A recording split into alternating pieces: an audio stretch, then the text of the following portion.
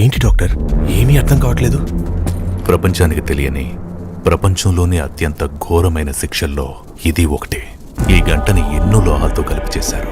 ఎవరినైనా తిరిగేసి దీని కింద సరిగ్గా కట్టికొట్టినట్టయితే దాని నుండి వచ్చే సౌండ్ వల్ల మొదటి గంటకి చెవుల్లో ఇయర్ డ్రమ్స్ పోయి ఏవీ వినపడదు. తర్వాత ఇంకో 2 మూతలకి మెదడులో నరాలు చిట్లి ఇంటర్నల్ బ్లీడింగ్ మొదలై బీపీ నెమ్మదిగా 0 అయి ప్రాణం విలవిల్లాడి చనిపోతారు.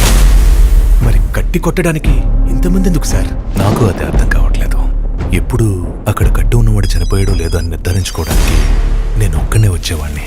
కానీ ఈసారి ఇంతమంది ఎందుకు వచ్చారో నాకు కూడా అర్థం కావట్లేదు. తెలుసు కదా, తేడాలు వస్తే ప్రాణాలు పోతాయి.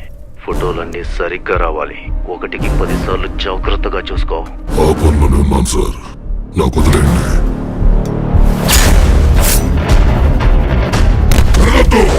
నాకు చిరాకు. ఒక కాపరిపోయినంత మాత్రాన వచ్చిన నష్టం ఏమీ లేదు. ఒళ్ళు దగ్గర పెట్టుకుని మీ పని మీరు కానివ్వండి. జాగ్రత్త.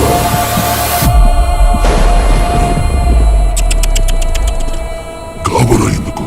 మన బాస్ మరి కాసేపు చచ్చిపోతున్నాడు. ఈ ముగింపే ఆయన ఓటమి.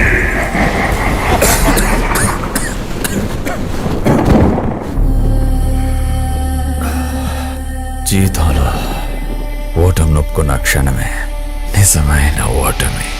రే, నన్ను చూస్తే ఒప్పుకునే వాళ్ళ కనిపిస్తున్నాను అంటావా? అయినా చావు గురించి మాట్లాడుతున్నావు కదా, నిన్నొకటి అడుగుతా. అసలు చావు అంటే ఏంటి?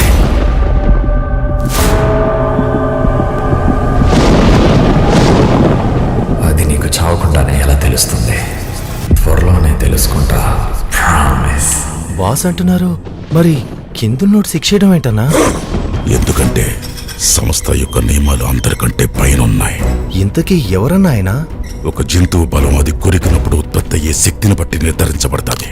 ఒక సాధారణమైన మనిషి కొరికితే చదరపు అంగుళమంత చోటు మీద దాదాపు 150 పౌండ్ల ఫోర్స్ పడుతుంది. అదే ఒక పెద్ద సింహం కొరికితే దాదాపు 650 పౌండ్ల ఫోర్స్ పడతాది. ఎవరికి పూర్తిగా తెలియని ఆ ప్రపంచంలో చాలా శక్తివంతమైన జంతువులే ఉన్నాయి. కానీ ఒక్కడిని మాత్రం వీటన్నిటికన్నా మించి ఈ భూ ప్రపంచం మీద అత్యంత శక్తివంతమైన జంతువుతో పోల్చుతారు. అది కొరికితే అక్షరాల 40,000 పౌండ్ల ఫోర్స్ పడతాది. 40,000 పౌండ్ల అంటే 100 సింహాలు ఒకేసారి కొరికినట్ట? ఏంటన్నది?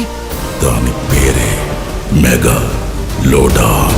మెగాలో డాన్ అంటే పెద్ద పెద్దోళ్ళు డాన్ అన్నా? పోనీ అలాగే అనుకో.